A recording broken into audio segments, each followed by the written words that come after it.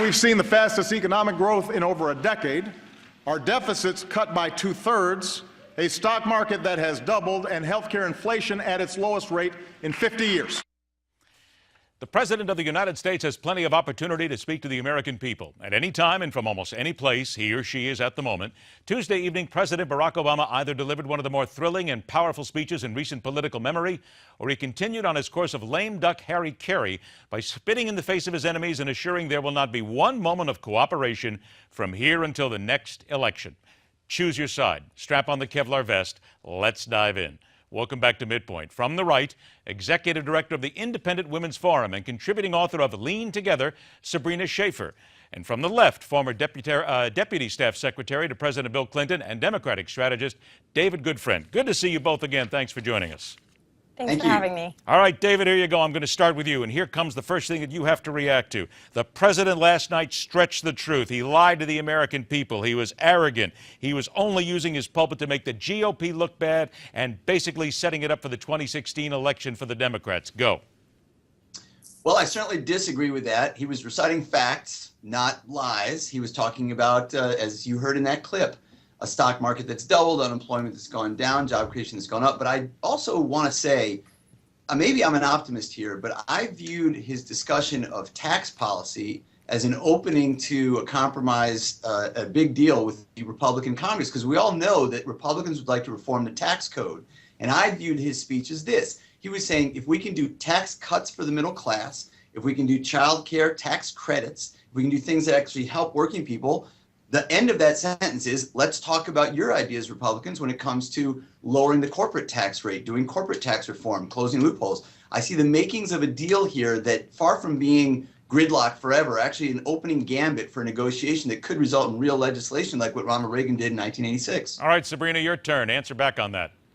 Well, I always like to hear some optimism, but I'm not sure I was quite as optimistic. I mean, what I heard was a lot of the same old rhetoric that we have been hearing for the past 6 years, sort of a notion that we live in a zero-sum game where we can't actually grow the pie for everyone. We have to sort of pit Americans against one another and decide who's going to be the winner and who's going to be the loser. And I think much of what we heard about was sort of how we're going to take from the wealthy, take from Wall Street to give to the middle class, that we are going to continue to give more, quote, benefits, which we all know are not free. We all know that these are going to come at the burden of the American taxpayer. And whether we're talking about free community college or free paid leave or greater tax benefits, I think one of the things that we would all like to see is government taking a step out so that people have more control and choices over their lives rather than depending on government, whether we're talking about healthcare, education, or the workplace. All right, Sabrina, now I'm going to go ahead and bring one to you. Here's your side of it all. Hey, Sabrina, the president was right last night. It's time for this 1% of 1% to start paying more into this. They're making too much money. The middle class needs them. It's about time they decided that it was good to share with everybody else and be part of America right now. Go. Well, look, I can sympathize. I'm not part of that 1%. I have a young family of little children at home. Both my husband and I work. It is hard, but what makes it harder are many of the policies that Washington has put out there. What's making it harder is that I know that my premiums under Obamacare are going to be going up dramatically over the next 2 years. What makes it harder is that my taxes are going to support things like his Healthy Families Act, which is going to reduce wages and limit jobs, especially for women. What's going to make it harder is that he's going to continue taxing us to pay for projects like the free community college. So there's lots that government can do to make my life easier that doesn't require us pitting Americans against one another, because one day I hope to be part of that 1%. I hope to be making more money, and I don't want to have a disincentive to get there. David, we know you're not part of the 1%, but now you get to go ahead and answer back. Well, I like to focus again on where we're in agreement. Today, when I turn on the TV and I look at Newsmax, I see Republicans in Congress talking about how to help the middle class. Well, let's stop right there. That's a great result of this State of the Union speech. But wait a minute, David, I'm going to interrupt you for a second. The Republicans have always said, let's help the middle class. This is nothing new, but they've always said, who's going to pay for it?